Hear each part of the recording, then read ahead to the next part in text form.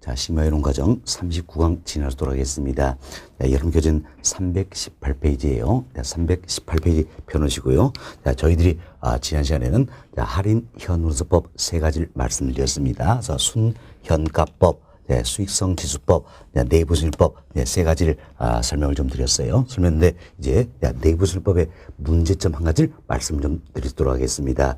자, 여러분 교재 318페이지 하단에 편곡으로 4번에 나와 있는 내용이에요. 자, 이 내부순위법 여기서는 우리가 내부 순위를 구해서 요구 순위과 비교함으로써 투자의 타당성이 있다 없다 판단을 하고 있죠. 자, 내부 순위를 구해서 무엇과 비교합니까? 요구 순위과 비교한다. 그래서 타당성이 있다 없다 판단은 분석 기법이었어요. 그렇지만 경우에 따라서는 특히 2년 이상의 장기 투자의 경우입니다. 경우에 따라서는 내부 순위 2개 이상이 나올 수도 있다는 이야기. 지금 복수의 내부 순위 나올 수도 있다라는 겁니다. 그럼 잡아서 이제 지금 내부 순위를 계산해 보니까 예를 들어서 내부 순위를 20% 그리고 0% 이렇게 내부 순위 2개가 나오더라는 이야기예요. 이때 이 투 안에 요구 순위입니다. 근데 요구 순위는 10%라는 이야기예요. 10%. 자, 그럼 이때 내부 순위 20% 이것과 비교한다면 내부 순위 요소가 크잖아요. 그럼 요소를 충족시켰으니까 타당성이 있다. 채택이 되겠지요. 그렇지만 0% 비교한다면 내부 순위 더 작죠? 그럼 요소를 충족시키지 못했네요. 이때는 기각이 되겠다는 겁니다. 이처럼 이 경우에 따라서는 내부 순위 2개 이상이 나올 수 있더라. 그럼 복수의 내부 순위 나오면 이 중에서 내부 순위 큰 것과 요구 순위를 비교할 것인가, 작은 것과 요것을 비교해서 문제가 생기겠지요. 그렇죠? 이때는 이게 내부순위법에서 판단이 안 된다는 겁니다. 큰 것과 비교한다. 이것도 잘못된 표현이고 작은 것과 비교한다. 이것도 잘못된 표현이에요. 이때는 내부순위법에서 의사결정 내릴 수가 없다라냐. 그럼 어떻게 되니까? 자, 이 투자의 순현가를 구해서 순현가가 0보다 크다면 어때? 타당성 채택. 0보다 작다면 타당성 기각. 이렇게 의사결정 내리게 된다는 겁니다. 이게 내부순위법의 치명적인 단점이다 생각하시고 너무 이분도 깊이 있게 학습할 필요는 없는 겁니다. 자, 내부순위법이 한다면 내부순위는 경우에 따라서 복수의 내부순위 나올 수가 있더라. 이때는 내부순위법에서 의사결정을 내릴 수가 없다라는 얘기에서 순현가법으로 돌아가서 순현가를 구해서 의사결정을 내리게 된다는 겁니다. 우리가 이분만 고려한다 할지라도 되죠. 결국은 이 내부순위법보다는 순현가법이 타당성 판단용으로서 더욱더 널리 쓰이는 기법이라는 걸 알 수 있다는 겁니다. 이게 여러분 교재 318페이지 하단 편곡 4번에 나와 있는 내용이에요. 자, 동그라미 1번 보세요. 동그라미 2번. 동일한 투자 대하여 경우에 따라서는 이처럼 2개 이상의 내부순위 발생할 수 있다는 이야기예요. 동그라미 3번. 다수의 내부순위 나타나면 투자 결정에 어떠한 준거를 마련주기 어렵다는 거지요. 동그라미 4번. 복수의 내부순위 중 큰 것 또는 작은 것을 요구순위와 비교하여 평가한 것이 아니란 이야기지요. 투자의 순현가를 계산하여 0과 비교한 후 투자의 타당성 여부를 판단한다. 이런 정도로 간단히만 이해하시면 되겠어요. 우리 시험은 구체로 묻지는 않습니다. 이런 정도면 충분하다는 겁니다. 그래서 저희들이 이제 내부순위법에도 치명적인 문제점이 있다는 걸 말씀을 드렸어요. 자, 다음은 319페이지입니다. 319페이지는 상단에 편거로 5번입니다. 편거로 5번은 여기는 순현가법과 그리고 내부순위법 이 두 가지를 비교하는 부분이다. 이렇게 생각하시면 되겠습니다. 사실은 이 부분도 굉장히 어려운 부분이에요. 이 어려운 부분이기 때문에 과거에는 우리 시험 때 거의 출제가 안 되었어요. 그러나 최근에는 또 출제가 자주 되고 있는 부분이다. 그렇기 때문에 반드시 또 이 부분도 이해할 수 있어야 되겠습니다. 자, 우리는 이제 순현가법과 내부순위법 이걸 비교를 해보자라는 겁니다. 그런데 먼저 이제 할인율입니다. 할인율. 자, 순현가법에서는 순현가를 구하기 위한 할인율로 뭘 사용했습니까? 바로 요구순위를 사용했다라는 겁니다. 그렇지만 내부순위법에서는 할인율로 뭘 사용합니까? 내부순위를 사용하고 있다라는 거죠. 참 순현가법에서는 할인율로 요구순위를 사용한다. 요구순위를. 그리고 내부순위법에서는 할인율로 내부순위를 사용한다는 겁니다. 다음 재투자 수익률이 있습니다. 재투자 수익률이 있다. 이를 줄여서 재투자율 이렇게도 표현하는데 재투자 수익률은 예, 순현가법은 역시 어때? 요구순위를 사용을 합니다. 다음 내부순위법에서는 역시 내부순위를 사용을 하고 있다는 겁니다. 이때 이제 자, 이 재투자 수익률로 재투자 수익률로 내부순위를 사용한 것은 현실과 맞지 않는다. 자, 이와 같은 어때? 비판도 있다. 이렇게 생각하시면 되겠어요. 재투자 수익률을 내부순위를 사용한다. 이건 현실과 맞지 않는다. 비판도 있다. 이렇게 보시면 되겠습니다. 자, 이 원서도 우리 좀 최근에 이렇게 출제했던 겁니다. 자, 보세요. 순현가법과 내부순위법에서는 할인율로 요구순위를 사용한다. OX. 자, 다시 들어보세요. 순현가법과 내부순위법에서는 할인율로 요구순위를 사용한다. 예, OX. X 잘못됐다는 이야기예요. 왜? 순현가법에서는 할인율로 요구순위를 사용하고 있고, 내부순위법에서는 할인율로 어때? 내부순위를 사용한다. 이렇게 표현돼야 되겠죠? 자, 그리고 지난 시험 또 이분이 출제된 겁니다. 자, 이제, 순현가법에서는 재투자 수익률로 내부순위를, 내부순위법에서는 재투자 수익률로 요구순위를 사용한다. X. 말이 바뀌었죠. 자, 순현가법에서는 재투자 수익률로 뭘 사용합니까? 요구 수익률이죠. 반면 내부순위법에서는 재투자 수익률로 뭘 사용합니까? 내부순위를 사용한다. 이렇게 해서 잘 이해하시면 되겠습니다. 여튼 순현가법에서는 할인율이나 재투자 수익률로 뭘 사용합니까? 요구 수익률을 사용을 하고 있다. 반면 내부순위법에서는 할인율, 재투자 수익률로 뭘 사용합니까? 내부 수익률을 사용한다. 이렇게 잘 이해해 주시면 되겠습니다. 됐습니다. 다음 이제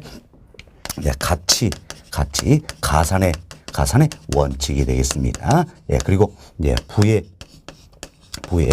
극대화. 자, 이와 관련해서 설명을 좀 드리겠는데, 자, 이번은 우리가 이제 이런 생각을 한번 해봅시다. 내가 이제 1,000원 가지고 내가 1,000 가지고 투자를 한다는 이야기예요. 이 시험 총 가지고 있는 금액은 1,000입니다. 1,000 가지고 투자하는데 이때 A에만 투자한다는 이야기예요. 그럼 A에 투자했을 때는 1,000이 필요합니다. 현재 투자 금액이 A는 1,000입니다. B 투자는 500이란 이야기예요. 500이다. 이때 A투자의 순현가는 200이고요. 예, 자, A투자의 내부 수익률은 10%다. 이렇게 가정을 해봅시다. 다음, B투자의 순현가는 100입니다. 100이고, 내부 수익률은 어때? 20%다.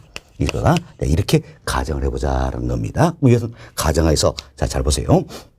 이제 A투자 안에 순현가가 얼마입니까? 200이죠. 200이면 0보 크잖아요. 타당성 있다. 재택이 되겠지요. 순현가 벌써 재택이란 이야기예요. 다음 B 투자 봅시다. B 투자도 순현가가 얼마입니까? 100이지요. 영부 크잖아요. 타당성 있다. 재택이 되겠죠. 사실 참 순현가법에서 순현가가 0보다 커서 타당성 있다. 재택이란 이야기는 자 여기 잠깐 보세요.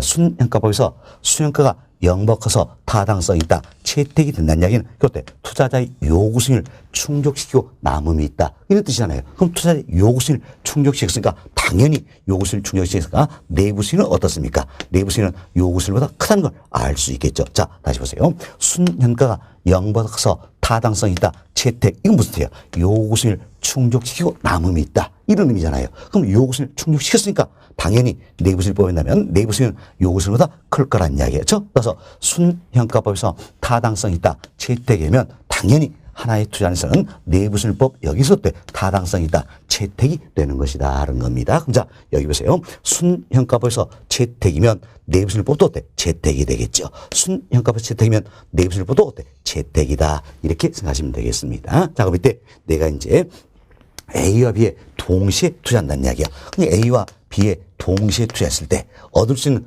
순현가는 얼마나 될 것인가 하는 거죠. 순현가는 어때? 우리 금액이라 그랬죠. 금액이가 단순히 더해주면 된다는 이야기. 그럼 자 A 투자했을 때 순현가는 200이고 B 투자했을 때 순현가는 100이니까 A와 B에 동시에 투자했을 때 얻을 수 있는 순현가는 얼마입니까? 300이 되는 겁니다. 이처럼 순현가는 금액이니까 A와 B에 동시에 투자했을 때 얻을 수 있는 순현가는 A의 순현가와 B의 순현가를 단순히 어때? 더해주면 된다는 이야기예요. 그럼 단순히 더해주면 되니까 같이 가산 더해주는 원칙이 어때? 성립이 된다는 이야기예요. 성립이 된다. 그렇지만 보세요. 내부 수익률입니다. 자, A투자의 내부 수익률 10%, B투자의 내부 수익률 20%예요. 그럼 이때 내가 A와 B에 동시에 투자했을 때 내부수익은 반드시 30%가 될 것인가? 아니란 이야기예요. 내부수익은 유리니까 새로 계산을 해야 된다라는 겁니다. 따라서 자, 내부수익법에 의한 내부수익은 가치가산 원칙이 적용이 된다 안 된다? 안 된다는 거지요. 선생님 쉽게 이 생각하세요. 순현가는 금액이니까 내가 A협에 동시에 투자했을 때는 A의 순현가와 B 순현가 단순히 더해주면 된다. 그래서 가치가산 원칙이 적용이 된다는 이야기예요. 그러나 내부수익은 유리잖아요. 유리니까 단순히 더해서는 안 된다는 이야기. 새로 계산을 해야 된다는 겁니다. 여튼 우리는 이제 순현가법은 가치 가산 원칙이 어때? 적용이 된다라는 거예요. 그렇지만 내부수익법은 가치 가산 원칙이 적용되지 않는다. 이렇게 생각하시면 되겠습니다. 됐습니다. 다음 이제 의사 결정을 한번 내려보자는 이야기예요. 자 보세요. 이제 내가 이제 가지고 온 돈은 1,000이라 했어요. 1,000 가지고 투자를 하겠다라는 이야기예요. 그럼 자 먼저 순현가법입니다. 순현가법이 된다면 A도 채택이고 B도 채택이죠. 그럼 지금 상호 배타적인 복수에 투자했을 때 이때는 어떻게 할 것인가? 순현가가 큰 투자에 우선순위를 부여한다 그랬잖아요. 그죠? 그럼 순현가법이라면 순현가법이라면 투자의 우선순위는 어떻게 됩니까? 이제 자 순현가가 큰 투자에 우선순위를 부여한다. A가 순현가가 더 크죠? A 그리고 B 순위란 이야기예요. 그렇죠? 내가 A에 이제 먼저 투자한다는 이야기예요. 그럼 A에 투자한 금액이 얼마입니까? 1,000이란 이야기예요. 1,000. 그럼 내가 가져온 돈은 1,000밖에 없어요. 1,000밖에 없는데 A에 투자하면 어때? B에는 투자가 됩니까? 안 됩니까? 안 되겠죠? 그렇죠. 그럼 결국 이 사례 같은 경우에는 결국 우선순위 A에 있으니까 A에 투자하게 된다. A에 투자했을 때 얻을 수 있는 순현가는 얼마가 됩니까? 200이 되는 것이다. 라는 겁니다. 200이 된다. 다음 내부순위법에서 의사결정을 내려보자는 이야기예요. 그럼 내부순위법에 된다면 A도 채택이고 B도 채택이죠? 이때 이제 참 상호 배타적인 복수에 투자했다. 이때는 어떻게 하신가? 이제 내부순위 클수록 우선순위가 있다 그랬죠? 그래서 내부순위 클수록 우선순위가 있다. 그럼 내부순위법 여기에 의한다면 자, 내부순위 클수록 우선순위니까 어디 우선순위가 있습니까? B. 그래서 B 투자한 A 투자한 이렇게 된다는 이야기예요. B 투자한 A 투자이다. 그럼 먼저 B에 먼저 투자하겠지요. 그럼 B에 얼마 투자합니까? 500 투자한다는 이야기예요. 그럼 이제 내가 가져온 돈은 얼마입니까? 1,000이죠. 1,000인데 B에 500 투자합니다. 그럼 이제 얼마 남습니까? 500밖에 안 남잖아요. 그럼 500밖에 안 남기 때문에 A에는 투자할 수 있어요? 없어요? 없잖아요. 왜? A 투자는 1,000이 필요한데 내가 총 가진 게 1,000이란 이야기예요. 1,000인데 내부순위법에 된다면 B의 우선순위니까 B에 500 먼저 투자합니다. 그럼 남은 500밖에 없으니까 A는 투자할 수 없겠죠? 그럼 결국 내부순위법에 된다면 이 사례라면 B에만 투자를 하게 된다. 그럼 B에 투자했을 때 얻을 수 있는 순현가 NPV는 얼마가 됩니까? 100이 된다라는 이야기예요. 100이 된다. 이렇게 보시면 돼요. 자, 그럼 우리가 주어진 조건을 고려했을 때 어땠지? 순현가법에 의해서 투자가 이룬다면 순현가 어때? 200을 얻을 수가 있다라는 이야기예요. 얻을 수가 있다. 지금 내가 가지고 총 얼마를 했어요? 1,000이라 그랬죠. 이거 가지고 투자하는 경우에요. 자, 순현가법에 의해서 투자했을 때 200 얻을 수 있다. 다음에 내부순위법에 의해서 투자했을 때 얻을 수 있는 순현가는 얼마입니까? 100이지요. 100이지요. 그럼 자 보세요. 이제 우리가 부의 극대화를 이루기 위해서는 내 호주에 남돈이 많아야 되겠죠. 순현가가 커야 된다는 이야기예요. 그럼 순현가 그냥 순현가가 크다. 그럼 보세요. 이 사람이니까 자 순현가법에 의한다면 A에 투자해서 순현가를 200 얻는 것이고 내부순위법 이한다면 B에 투자해서 순현가 100을 얻는 것이다. 그럼 순현가를 더 크게 얻을 수 있는 건 바로 뭡니까? 자, 순현가법에 의해서 어때? 투자가 이루어진 경우다. 할 수 있겠지요. 그럼 부의 극대를 달성할수록 즉 내 호점에 돈 많이 남을수록 의사결정을 내리는 방법은 바로 순현가법입니까? 내부순위법입니까? 그렇죠. 순현가법이다. 이렇게 생각하시면 되겠어요. 그렇죠? 이처럼 부의 극대화를 달성할수록 의사결정을 내리는 방법도 바로 뭡니까? 순현가법이 되겠다. 이렇게 생각하시면 되겠습니다. 그래서 이분도 여기 결론만 잘 이해하시면 되겠습니다. 자, 부의 극대화를 달성할수록 의사결정을 내리는 방법은 결국 뭡니까? 순현가법이 된다. 이렇게 생각하시면 되겠어요. 자, 이 정도로 이해하시고 다음은 복수의 해라는 게 있어요. 자, 여기 봅시다. 복수의 해다라는데 해는 뭡니까? 결과치예요. 결과치다 생각하시면 되겠어요. 그래서 순현가법에 의한 결과치가 뭡니까? 순현가. 순현가는 딱 하나밖에 없다는 이야기예요. 하나밖에 나오지 않는다. 그래서 복수의 해는 존재치 않는다는 이야기예요. 다음은 내부승일법입니다. 그럼 내부승일법 결과치는 뭡니까? 내부승일이죠. 우리 조금 전에 내부승일법에 치명적인 단점이 있다는 이야기. 경우에 따라서는 2개 이상의 내부승이 나올 수도 있다 그랬잖아요. 그렇죠? 그럼 내부승일법은 결국 복수의 해가 경우에 따라서는 존재할 수가 있다는 이야기예요. 존재할 수가 있다는 겁니다. 이렇게 해서 우리가 몇 가지를 비교해 드렸어요. 그럼 이 사건들을 살펴보니까 결국은 순현가법이 내부승일법보다 투자 판단 중으로서 더욱더 널리 사용되는 기법이 된다 할 수 있겠지요. 그렇죠? 왜 그렇습니까? 자, 내부승일법은 제투자순일로 내부승을 사용한데 이는 현실과 맞지 않는다는 비판도 있다는 이야기. 가치가선칙 적용되지 않지요. 다음 부의 흑대를 달성하도록 의사일정 내려주지 못한다는 이야기. 또한 경우에 따라서는 복수해가 존재할 수가 있다는 이야기예요. 이상 같은 이유로 인해서 결국 순현가법이 내부승일법보다 투자 판단 중으로서 더욱더 우수하다, 더욱더 널리 쓰이는 기법이 된다. 이렇게 생각하시면 되겠습니다. 됐습니다. 자, 이렇게 해서 319페이지 상단에 있는 편으로 5번, 2분 다 설명드렸어요. 자, 첫 번째로 봅시다. 자, 일반적으로 순현가법이 내부승일법보다 투자판 중에서 선호된다는 겁니다. 자, 박스 봅시다. 자, 동그라미 1번 할인율입니다. 순현가법에서는 요구승을 사용했지요. 내부승일법에서는 내부승을 사용했네요. 동그라미 2번 재투자 수익률입니다. 순현가법에서는 요구승률, 내부승일법에서는 내부승을 사용을 했지요. 다음 동그라미 3번 가치 가산의 원리, 가치 가산의 원칙입니다. 순현가법에서는 적용이 되죠. 그렇지만 내부승일법은 적용되지 않는다는 이야기예요. 다음 동그라미 4번 부의 극대화입니다. 그럼 순현가법에서는 부의액들을 달성할 수 있다는 이야기예요. 그러나 내부승일법에서는 부의액들을 달성할 수가 없다라는 겁니다. 다음 동그라미 5번 복수의 해입니다. 순현가법에서는 복수해가 존재치 않는다는 거지요. 그러나 내부승일법에서는 복수해가 존재할 수 있다. 이렇게 비교되시면 되겠습니다. 특히 이 내용 중에서도 동그라미 1, 2, 3번 자, 할인율, 재투자승률, 가치가산 원칙 이 세 가지를 잘 기억을 좀 해놓으시기 바라겠습니다. 됐습니다. 자, 이렇게 이해하시고 다음은 양고로 4번 내용입니다. 자, 양고로 4번 이 내용이에요. 순현가법과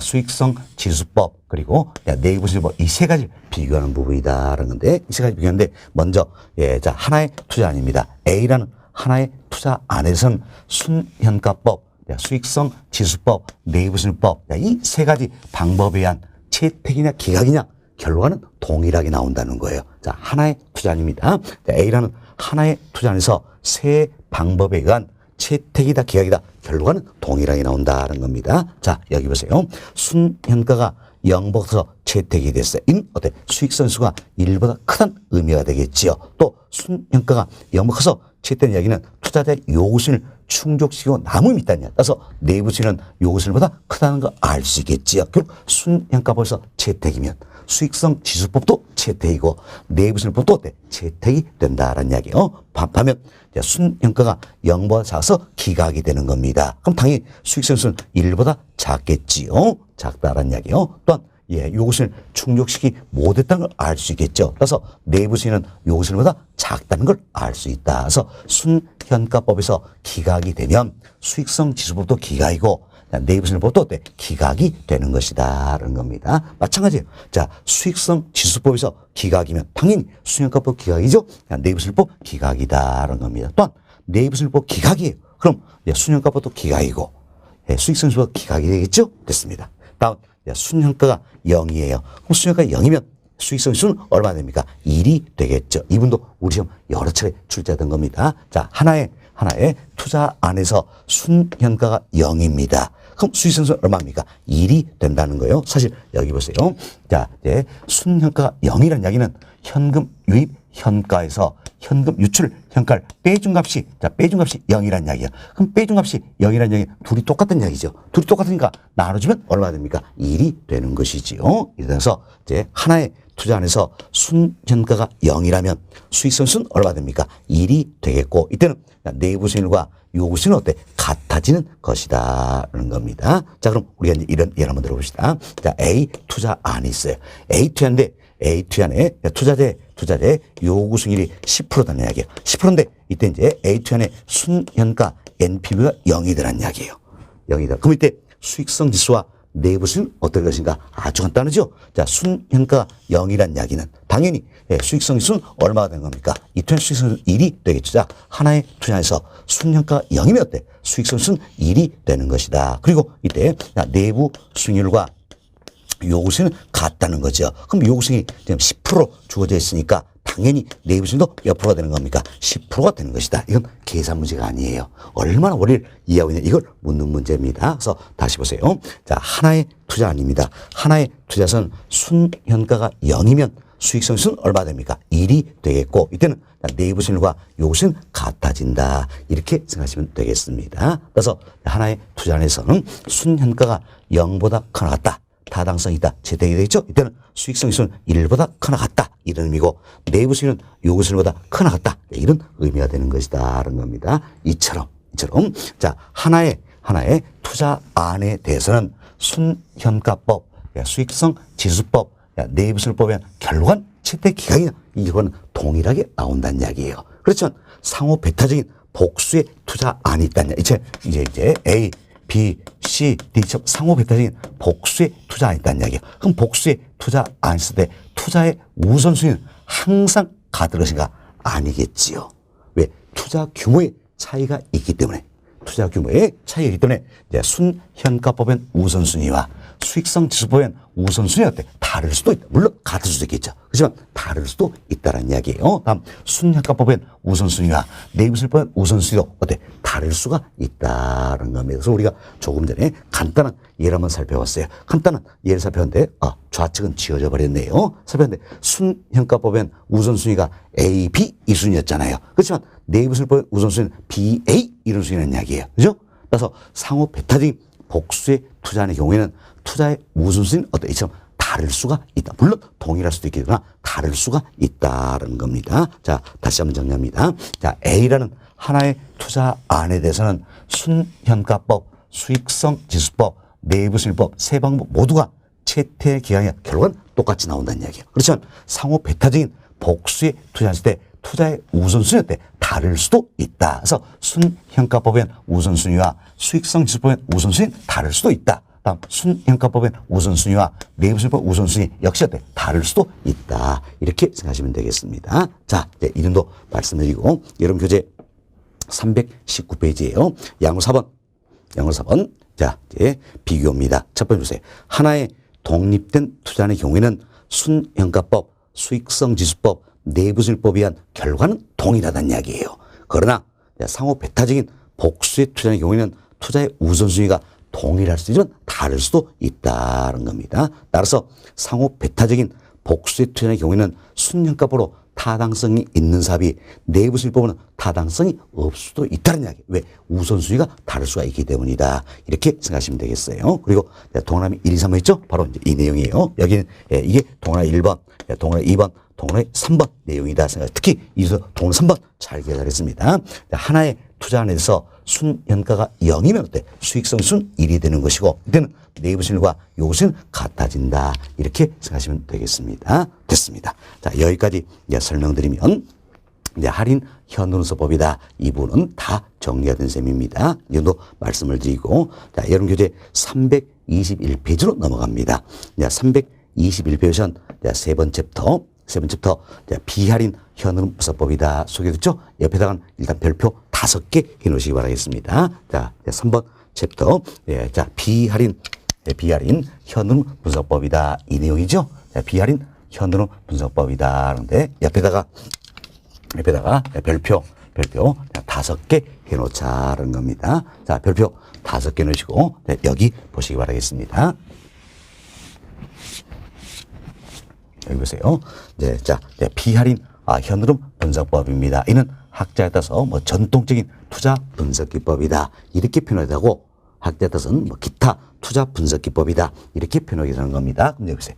비할인 현금 분석법은 말 그대로세요. 현금을 분석해서 타당성이 있다 없다 판단하는데 비할인이라 했어요. 할인을 한다 안 한다? 안 한다는 거예요. 할인을 하지 않겠다. 그럼 할인을 하지 않는다는 얘기 뭐예요? 현재 가치로 바꾸지 않고 있는 그대로 놓고 보겠다는 이야기예요. 그럼 현재적으로 바꾸지 않기 때문에 이는 화폐 가치를 고려합니까? 고려치 못합니까? 고려치 못한다는 거죠. 화폐 가치를 고려하지 못한다. 단점이 있다라는 겁니다. 그렇지만 계산이 간편하고 이해하기 쉽기 때문에 역시 논리 수익은 기법이 되겠어요. 그래서 이제 비할인 현금수법에도 가장 대표적으로 우리가 단순 회수 기간법을 들어볼 수가 있다는 겁니다. 근데 이걸 줄여서 흔히 우리가 회수 기간법 이렇게 표현하게 됩니다. 그래서 지문에 회수 기간법 이 표현이 나오면 어떻습니까? 단순 회수 기간법이다 생각하시면 되겠습니다. 다음 회계적 이익률법이라는 게 있어요. 회계적 이익률법이다라는 건데 이 두 가지가 대표적인 비할인 현금 분석법 여기에 해당되는 것이다. 따라서 단순 회수기한법, 회계적 이익률법 이 두 가지는 모두 어때? 화폐 자체를 고려치 못한다는 단점이 있다. 이렇게 보시면 되겠습니다. 자, 그럼 이제 하나씩 조금 더 구체적으로 살펴보도록 하겠습니다. 먼저 단순 회수 기간법이다라는 겁니다. 자, 여기 보세요. 단순 회수 기간법이다라는 게 있어요. 줄여서 회수기간법 표현 가르쳐. 그래서 회수기간법 이라면 당연히 또 우리는 단순 회수기간법 이걸 생각하시면 되겠습니다. 자, 그럼 단순 회수기간법 여기서는 먼저 회수기간을 구하는 겁니다. 회수기간을 구한다는 건데 이때 회수기간은 투자한 금액이 있죠. 투자한 금액을 회수하는데 얼마나 걸리느냐 이 문제 주로 연단위로 많이 나타낸다 생각하시고 회수기간을 구해서 어때? 기업의 목표 회수기간과 비교를 하겠다라는 겁니다. 우리는 회수기간을 구할 수 있어야 되겠죠. 근데 여러분 교재 322페이지를 먼저 보겠습니다. 교재 322페이지 상단에 연습문제가 있죠? 일동에서 우리가 한 번 더 이해를 해봅시다. 연습해 봅시다. 자, 단순 회수기간법으로 다음 부동산 투자자들의 타당성을 분석하기로 가장 타당한 것은 묻고 있죠. 단 현금은 기간 중에 균등하게 발생한다 가정하고 있습니다. 자, 그럼 벌써 이제 투자한 A부터 E까지가 있네요. 그럼 우리 두 개만 해도 충분히 이해할 수 있는 부분이 되겠습니다. 자, 먼저 투자한 A입니다. 자, 투자한 A는 현재 마이너스 500이다 표현되고 있죠. 다음 1년째입니다. 자, 1년째 100. 자, 2년째 300. 네. 자, 3년째 200이죠. 자, 3년째 200이다. 자, 4년째 100. 5년째 400이다. 이렇게 주어져 있죠. 다음 비투자한 봅시다. 비투자한 현재 어떻습니까? 마이너스 700이다. 주어져 있죠. 1년째 200, 2년째 300. 자, 3년째 100이네요. 4년째 100. 자, 5년째 300 이렇게 주어져 있습니다. 그럼 우리가 이노트에서 회수기간을 구해보자라는 이야기예요. 그런데 먼저 여러분이 이부터 보세요. 자, A 투자입니다. A 투자 현재 어때? 마이너스 500이다. 이렇게 표현됐죠? 그럼 다른 단소형이 없다는 이야기야. 단소형 없는데 이 사람 마이너스 500의 평균 마이너스 뭡니까? 결국 내 호점에 나간 돈이다. 이 생각하시면 되겠죠. 내 호점에 나간 돈이다. 라는 이야기예요. 자, 그럼 결국 A 투자 같은 경우는 이제 내가 얼마 투자한 셈이 500 투자한 셈이지요. 그리고 1년째부터 5년째까지 현으로 보니까 앞에 아무 게 없잖아요. 아무런 기호가 없어. 이건 뭡니까? 플러스단 말이에요. 플러스. 그럼 결국 나에게 들어온 금액이다. 이렇게 생각하시면 되겠습니다. 그럼 결국 내 투자금이 얼마입니까? 500이죠. 이걸 회수한데 몇 년 걸릴 것인가? 이걸 살펴본 기법이다라는 겁니다. 그럼 자, 1년째 100 들어오니까 누계 7 얼마입니까? 100이 되겠지요. 2년째 300 들어오니까 누계 7 얼마입니까? 400. 이렇게 보는 겁니다. 다음 3년째 200이 들어오니까 누계 7 얼마입니까? 600이죠. 그러나 600에는 관심이 없다라는 이야기예요. 왜? 내 투자한 금액 500 이것만 회수하는데 관심이 있는 겁니다. 그렇죠? 그럼 자, 보세요. 이제 2년 동안 내가 400 회수했잖아요. 그럼 3년째 얼마만 더 회수하면 됩니까? 100만 회수하면 된다는 이야기예요. 그렇죠? 그럼 자, 3년째 1년 동안 200이 들어오는데 200 나는 어때? 100만 회수하면 되겠죠? 그럼 1년 동안 200 들어오는데 100 들어오는 데는 몇 개월 걸리냐? 이게 문제겠지요. 자, 기간 중 현금은 균등하게 발생한다. 이렇게 가정하고 있다는 이야기예요. 그럼 기간 중 현금이 균등하게 발생하기 때문에 1년 동안 200 들어오는데 100 들어오는 데는 몇 개월로 가요? 6개월 걸린다 할 수 있겠죠. 6개월 걸린다는 겁니다. 100 들어오는 데는 6개월 걸린다. 이렇게 생각하시면 되겠어요. 자, 그럼 어떤지 2년 자, 6개월이면 6개월이면 투자한 금액 500을 어때? 회수하게 된다. 그래서 A2N의 회수기간 뭡니까? 2년 6개월이다. 이렇게 분석하는 겁니다. 다음 B2N 하나 더 해봅시다. B2N 현재 마이너스 700이죠. 그럼 마이너스니까 내 호점이 나간다. 이런 뜻이 되겠지요. 나간다는 겁니다. 그래서 700이 내 호점에 나가요. 그럼 700을 회수하는데 몇 년 걸리겠냐? 이걸 보는 것이다라는 겁니다. 자, 여기도 앞에 아무것도 없으니까 다 플러스라는 이야기가 되겠지요. 플러스다. 그럼 자, 보세요. 1년째 200이니까 누계치 얼마입니까? 200. 2년째 300이니까 누계치 얼마 됩니까? 500이 되겠죠. 3년째 100이니까 누계치는 600이다. 4년째 100이니까 누계치는 700이다. 결국 어때? 700 다 회수했네. 몇 년 걸렸습니까? 4년 걸렸다. 이렇게 보시면 돼요. 그럼 B2N의 회수기간 어때? 4년이다. 이렇게 보시면 되겠습니다. 됐습니다. 자, 그럼 우리가 이제 이 내용을 통해서 먼저 이부터 살펴봅시다. 자, 보세요. B2N 예를 들어서 설명이 조금 더 쉽겠네요. 자, 보세요. 3년째 나에게 들어온 100과 4년째 나에게 들어온 100은 가치가 같아 달라요. 다르죠? 그러나 똑같이 봐버리겠다는 이야기요. 누계치로 어때? 여기도 자 500에 100 대시 600이죠? 다음 여기도 600, 100 대시 700이잖아요. 그렇죠? 똑같이 봐버리겠다는 이야기예요. 그렇죠? 그리고 3년째 나에게 들어온 100과 4년째 나에게 들어온 100의 가치는 다르다는 이야기예요. 그렇지만 똑같이 봐버리겠다. 그리고 화폐 시장치를 고려합니까? 고려치 않습니까? 고려치 않는다는 이야기예요. 화폐 시장치를 고려치 않는다. 이것은 단점이 있다는 이야기예요. 또한 자 회수기간 우리 구했죠. A는 2년 6개월, B는 4년이다. 그럼 회수기간 이후에 이 같은 현금은 고려합니까? 고려치 않습니까? 고려치 않는다는 이야기예요. 사실 A2N 같은 경우에는 현재 500 투자해서 5년째 400 들어온다. 그럼 400이 굉장히 큰 금액이잖아요. 그러나 이걸 고려치 않는다는 이야기예요. 자, B2N 같은 경우 회수기간 4년이죠. 이후에 현금은 고려치 않는다는 겁니다. 이처럼 단순 회수기간법 왜냐하면 화폐 시가치를 고려치 못하고 있다.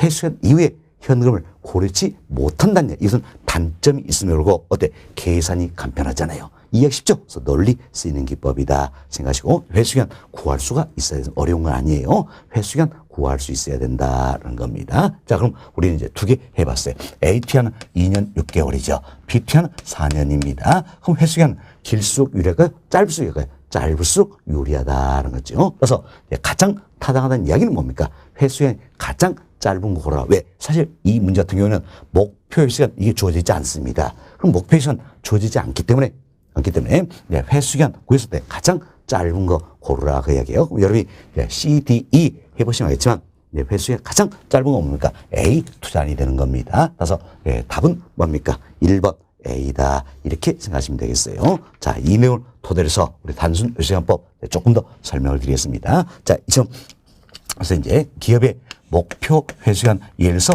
5년입니다. 목표 회수기간 5년인데 우리가 이사를 봅시다. A는 어떻습니까? 2년 6개월 만에 회수가 가능하다는 이야기예요. 자, B는 뭡니까? 4년 만에 회수가 가능하다라는 겁니다. 그리고 또 예를 들어서 6년 만에 회수가 가능한 투자안이 있다 생각합시다. 자, 보세요. 나의 목표 회수기간 5년입니다. 5년인데 2년 6개월 만에 회수가 가능하다면 타당성이 있어 없어요? 있지요. 있죠. 반면 4년 만에 회수가 가능하다. 타당성이 있죠. 왜? 목표는 5년인데. 그렇지만 6년 만에 회수가 가능하다. 이건 타당성이 있어요 없어요? 없다라는 이야기예요. 없다. 왜? 목표 회수는 5년 있죠. 5년인데 6년 만에 회수가 가능하다. 타당성이 없다. 기각이 되겠죠. 결국은 자, 단순 회수기간법에서 채택이 되기 위해서는 목표 회수기간보다도 투자안에 예상된 회수기간이 더 짧거나 같아야 되겠다는 겁니다. 이처럼 회수기간이 더 길어버리면 이는 타당성이 없다. 이렇게 생각하시면 되겠습니다. 됐습니다. 자, 이렇게 해서 우리가 이제 의사결정 내려봤죠. 다음은 상호 배타적인 복수의 투자안이에요. 이때는 어떻게 하신가? 자, 이처럼 목표 회수기간보다도 예상된 회수기간이 짧은 투자안 중에서 회수기간은 길수록 유리합니까? 짧을수록 유리합니까? 그렇죠. 짧을수록 유리하다. 그래서 회수기간이 가장 짧은 투자는 어때? 우선순위를 부여하는 기법이다. 이렇게 생각하시면 되겠습니다. 됐습니다. 자, 여기까지 말씀드리면 단순 회수기간법 다 이야기해 드렸습니다. 자, 다음은 회계적 이익률법이라는 게 있어요. 회계적 이익률법이다라는 건데, 이 회계적 이익법은 회계적 수익률 법이다. 또는 평균 평균 자, 이익률 법이다. 좀 다양하게 표현이 되고 있다는 겁니다. 좀 회계적 이익률법에서는 자, 회계적 이익률 구하는 겁니다. 회계적 이익률 구하고 기업의 목표 이익률과 비교를 해보겠다는 겁니다. 비교인데 이때 회계적 이익률은 어떻게 구할 것인가?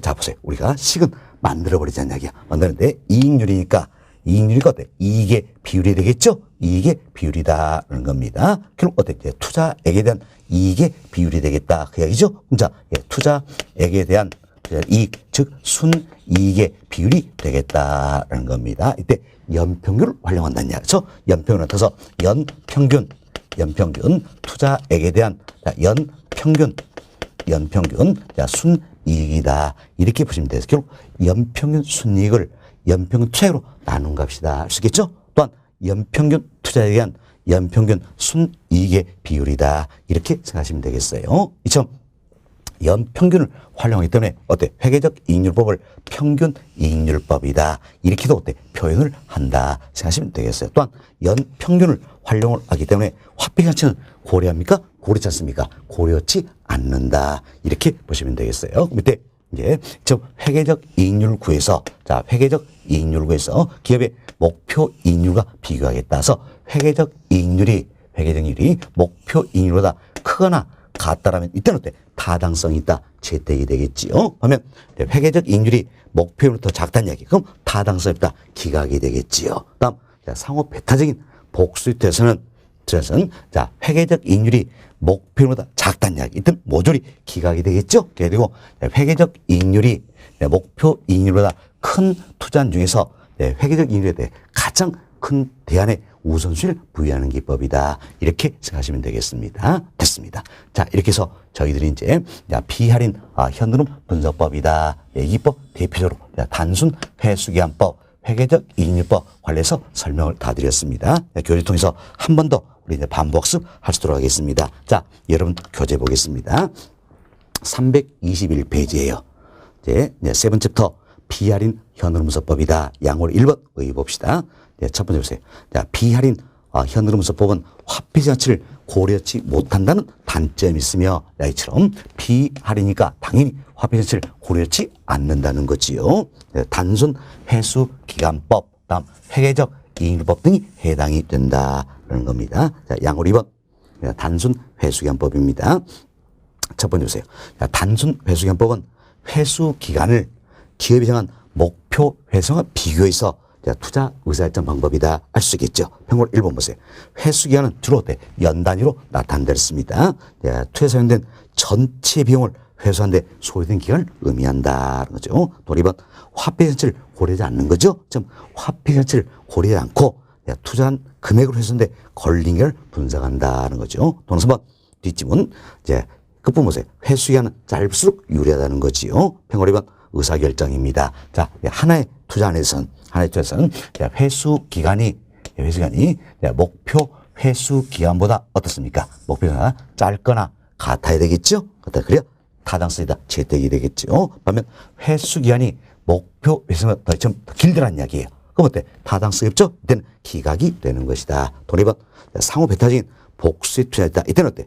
회수 기간이 가장 짧은 투자에 우선순위를 부여한다는 겁니다. 평균 3번 장단점입니다. 자, 계산이 간편하고 이해하기 쉽다. 우리 계산 아주 간편하잖아요. 이해하기 쉽다. 이것은 장점이 있다는 이야기예요. 그렇지만 화폐 손실을 고려하지 못하고 회수기간 이후에 현흐름 고려치 못한다는 단점도 있다는 겁니다. 다음 페이지 봅시다. 322페이지예요. 상단에 연습문제 다 풀어드렸죠? 하단 봅시다. 양호 3번. 회계적 이익률법이다. 라는데 첫 번째 봅시다. 회계적 이익률법은 회계적 이익률을 기업이 정한 목표 이익률과 비교한다는 이야기죠.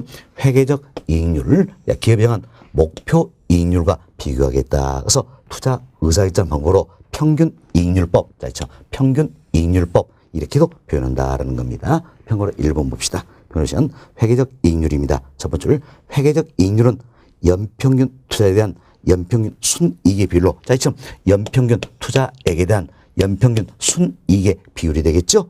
다음 주 보세요. 연평균 순이익을 연평균 투자액으로 나눈 비율이다. 그래서 박스에 넣어뒀죠. 회계적 이익률은 어떻게 생각합니까? 연평균 투자액에 대한 연평균 어때? 순이익이다. 이렇게 보시면 되겠습니다. 자, 다음 페이지 봅시다. 평월 2번 의사결정입니다. 네, 회계적 이익률이 목표 이익률보다 회계적 이익률이 목표 이익률보다 크거나 같다는 이야기예요. 이때는 어때? 재택이 되겠지요. 그렇지만 하나의 투자에서 회계적 이익률이 목표보다 작다는 이야기. 이때는 기각이 되는 것이다. 라는 거죠. 동일번 상호 배타적인 복수의 투자입니다. 이때는 회계적 이익률에 가장 큰 투자는 우선순위를 구의한다라는 거죠. 평월 3번 장단점입니다. 동일번 계산이 간편하고 이해하기 쉽다는 장점은 있다냐. 그러나 동일 3번 화폐 시장치를 고려하지 못한다는 단점도 있다는 겁니다. 자, 이래서 우리 교재 통해서 한 번 더 반복습 해드렸습니다. 여튼, 자, 비할인, 자, 현금 분석법에는 대표로 어때? 자, 단순 회수양법, 회계적 이익률법이 있다. 이 두 가지 모두 어때? 화폐 시장치를 고르지 못한다는 단점이지만, 계산이 간편하고 이해하기 쉽기 때문에 역시 널리 쓰이고 있다. 이렇게 생각하시면 되겠습니다. 됐습니다. 자, 여기까지 설명드리면 될 것 같아요. 자, 여기까지 말씀을 드리고요. 다음, 자, 여러분 교재 323페이지입니다. 자, 323페이지 보시면 중간쯤에 네 번째부터 어림셈법이다 소개되어 있죠. 이분 설명을 좀 더 드리도록 하겠습니다. 자, 자, 어림셈법이다. 역시 옆에다가는 자, 별표 5개 해놓으시기 바라겠어요. 어림셈법 옆에다가 별표 5개 넣으시고요. 먼저 설명을 좀 들어보시기 바라겠어요. 자, 어림셈법입니다. 어림셈법은 말 그대로 어림셈 한다는 이야기예요. 어림셈 한다는 겁니다. 참 어림셈 한다는 이야기는 정확히 셈한다는 뜻이요. 대충 셈한다는 뜻이요. 그렇죠. 대충 셈한다. 이렇게 보시면 되겠어요. 대충 셈한다는 겁니다. 참 대충 셈하기 때문에 내 투자 유단에 모든 현금을 고려한다. 할 수 있어요, 없어요? 없다라는 겁니다. 없다라는 얘기죠. 그래서 내가 이제 5년 동안 임대할 예정이라는 이야기예요. 그럼 5년 동안 여튼 현금 유입, 유출 모두를 고려해야 아니란 이야기예요. 아니다. 바로 1차년도. 자, 여기는 1차년도 운용에 의한 현금 유입 부분이 있죠. 그럼 1차년도 운용에 의한 현금 유입이 뭡니까? 바로 1차년도 세후 현흐름 4년 프로 차트가 있다. 이거 하나만 고려하겠다라는 겁니다. 자, 보세요. 이제 1차년도에 어떤 이제 1차년 초년도 했죠? 현금 유입 부분. 자, 운용이죠? 운용엔 현금 유입 부분이다. 세후 현흐름 4년 프로 하나만 고려하겠다는 이야기예요. 그래서 대충 셈한다. 어림셈한다. 그 이야기예요. 사실 우리 지난 시간에 했지만 보세요. 할인 현흐름 분석법이다. 이 기법은 할인 현흐름법 이 기법은 투자 기간 동안에 모든 현금 유입 유출을 고려한다. 이것은 장점이 있다 그랬지요. 그렇지만 어림셈법은 어림셈한다. 그래서 자, 1차년도 현금 유입 부분 운용엔 현금 유입 부분 세후 현금 산업 프로차트 이거 하나만 고려를 하겠다. 이렇게 생각하시면 되겠어요. 그래서 대충 셈한다. 이렇게 보시면 되겠죠. 그럼 어때? 이제, 자, 내가 5년 동안 임대하는데, 자, 1차년도 프로차트를 보니까 순 영업소득이 2억이라는 이야기예요. 그럼 쉽게 2차년도 2억이고, 3차년도 2억, 4차년도 2억, 5차년도 2억, 이렇게 보겠다는 이야기예요. 어때? 아주 비현실적이죠. 정확도가 낮다는 이야기예요. 낮다. 그렇지만 역시 계산이 간편하고, 이해하시기 때문에 어림셈법도 널리 쓰이고 있다. 이렇게 생각하시면 되겠습니다. 됐습니다. 이렇게 이해하시고요. 자, 이제 다음 여기 보시다. 어림셈법도 크게 두 가지가 있습니다. 두 가지가 있다라는 이야기예요. 자, 하나는 승수법이라는 게 있어요. 승수법. 우리는 승수법에 의해서 승수를 구하는 것이다라는 겁니다. 그리고 또 하나는 수익률법이라는 게 있어요. 수익률법 여기에서 수익률을 구하게 된다라는 겁니다. 이때 승수법엔 승수와 수익률법엔 수익률 이 둘은 어떻습니까? 둘은 역수 관계에 있다라는 겁니다. 역수 관계에 있다라는 이야기예요. 따라서 수익률이야 높을수록 유리하다 할 수 있겠죠. 그럼 역수 관계는 승수는 어때? 승수는 낮을수록 유리한 것이다. 이렇게 생각하시면 되겠어요. 잠시 한 번 더 설명을 좀 드리도록 하겠습니다. 자, 다음 여기 보세요. 승수법엔 승수도 이제 네 가지가 있다라는 이야기야. 네, 먼저 이름이 이 생각하세요. 자, 승수법엔 승수는 소득의 몇 배가 투자액인지를 측정하는 지표라는 이야기예요. 그래서 승수법엔 승수는 여기서 이제 투자액의 몇 배가, 소득의 몇 배가 투자액인지 이걸 측정한 지표예요. 자, 다시 보세요. 소득의 몇 배가 투자액이냐, 이걸 측정한 지표다. 따라서 이제 소득이 분모값이 되겠고, 투자액이 분자값이다. 이렇게 보시면 되겠어요. 그래서 소득 몇 배가 투자액이 되냐, 이걸 설명하는 게 승수법엔 승수가 된다라는 겁니다. 자, 그럼 승수법엔 수도 네 가지가 있어요. 먼저 조소득 승수라는 게 있습니다. 다음 두 번째로 순소득 승수. 세 번째로 세전, 현금흐름 승수.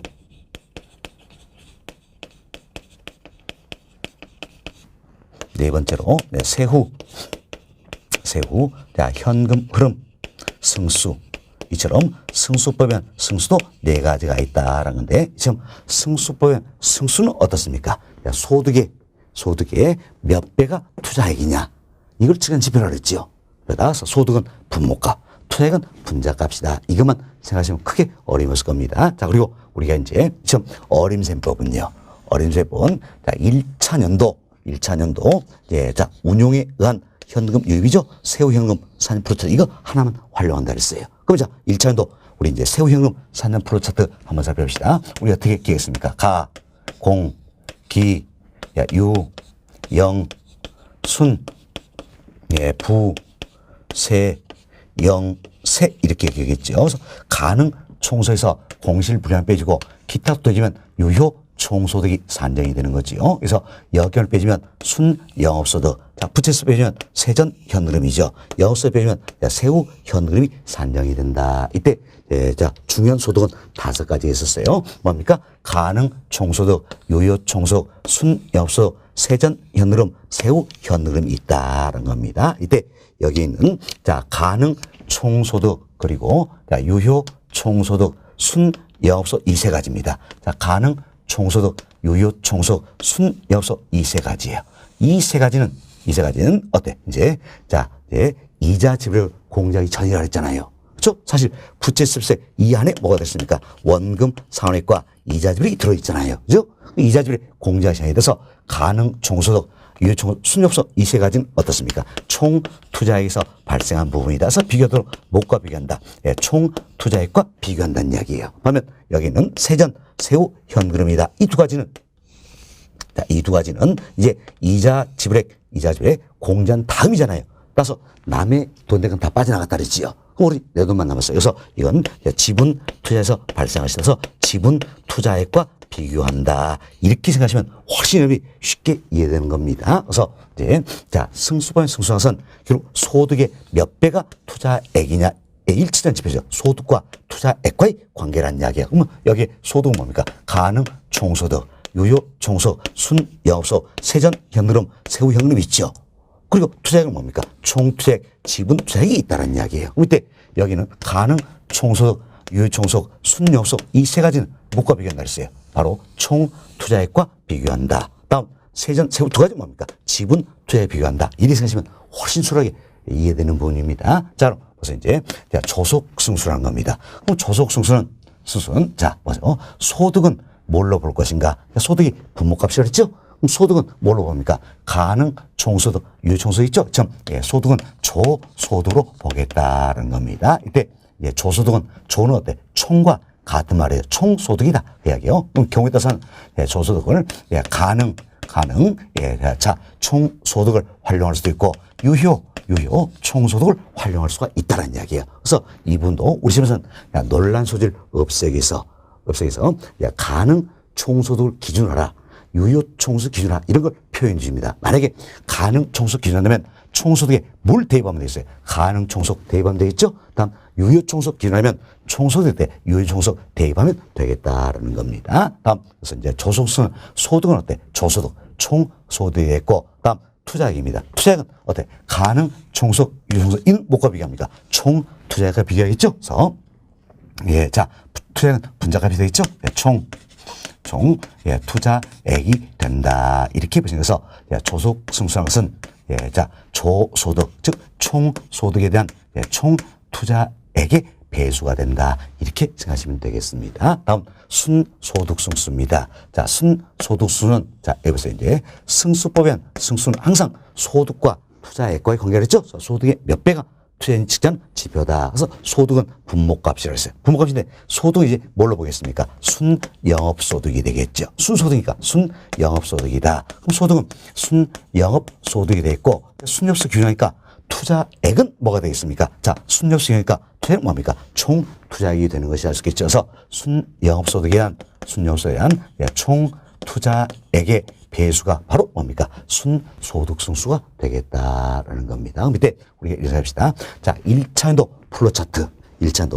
이걸 살펴보니까 순영업소득이 어떻습니까? 20억이더란 이야기예요.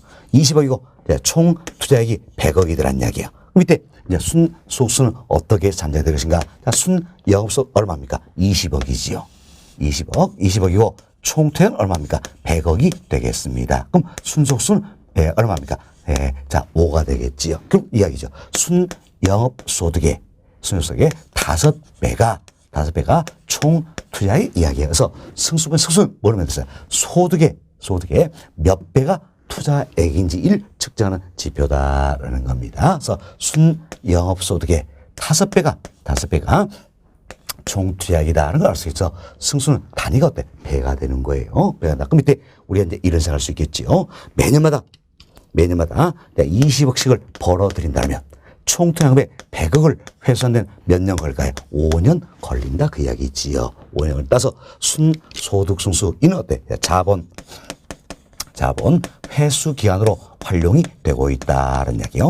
자본 회수 기간으로 활용이 되고 처음 순소득 승수는 자본 회수 기간으로 활용되기 때문에 유용성이 아주 높은 부분이지요. 그래서 순소득수는 뭡니까? 자본 회수 기간이 되는 것이다. 그럼 밑에 순소수 이 값이 크면 클수록 어떻습니까? 자본 회수 기간 길다는 뜻이 되겠지요. 그러면 순소수 이 값이 자 낮으면 낮을수록 자본 회수 기간은 어때? 짧다는 의미가 되겠지요. 혼자 보세요.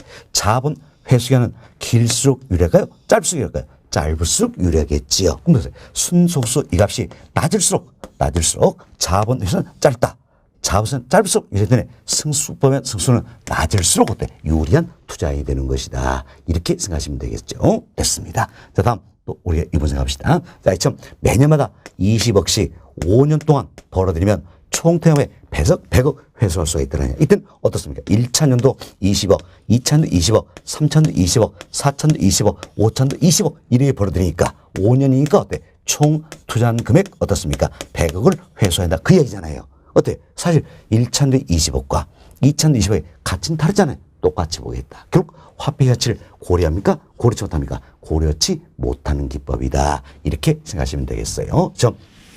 승수법에 승수도 화폐 가치를 고려치 못한다. 이것은 단점이 있다. 생각하시면 되겠습니다. 다음 자, 세 번째입니다. 세전 현흐름 승수다라는 겁니다. 이때 소득은 뭘로 보겠습니까? 세전 현금 흐름이 되겠지요. 소득은 분모값이었죠. 세전 현금 흐름이 된다. 이렇게 생각하시고 다음 투자액입니다. 투자액 분자가 되겠죠. 세전 현금 규정한다면 투자액은 뭡니까? 지분 투자액이 되는 것이다라는 겁니다. 지분 투자액이 된다라는 겁니다. 다음 세후 현금 승수입니다. 소득은 뭘로 보겠습니까? 세후 현금이다 할 수 있겠죠. 소득은 목값이죠. 분모값 세후 현금 흐름이다. 다음 투자액은 뭐가 됩니까? 세후 현금이니까 당연히 지분 투자액이 될 수 있겠죠. 그래서 지분 투자액이다. 이렇게 해서 저희는 이제 승수 네 가지를 살펴드렸어요. 어때? 이분도 여러분들이 프로차트만 잘 이해하시면 훨씬 쉽게 접근할 수 있다. 자, 승수는 뭘 내겠습니까? 소득의 몇 배가 투자액이냐 를 측정한 지표에 따라서 소득은 분모값이고 투자액은 분자값이다. 이렇게 생각하시고 조소득 또는 총소득은 어떻습니까? 자, 소득이 분모값이었죠? 총소득에 대한 총 투자액이다. 이런 식으로 생각하시면 공식에 따로 외우지 않아도 얼마나 활용할 수가 있다. 그리고 이분도 어때요? 가능 총소득, 유효총소득, 순역소득 여기까지 못과 비교한다. 총투자액. 다음 세후는 못과 비교한다. 지분투자액과 비교한다. 이것만 잘 이해하시면 얼마나 우리가 공식을 만들어 볼 수가 있다. 이렇게 생각하시면 되겠습니다. 자, 이래서 저희는 이제 승수 네 가지를 다 말씀드렸어요. 이와 역수관계 있는 게 역수관계 있는 게 수일법엔 수익률이 되겠다라는 겁니다. 그래서 순소수와 역수관계에 있다. 그럼 뒤집어 버리면 되겠죠? 그럼 어때? 총 투자액에 대한 순영업소득이 되겠지요. 자, 이를 가려서 뭐라고 학자들이 표현하냐?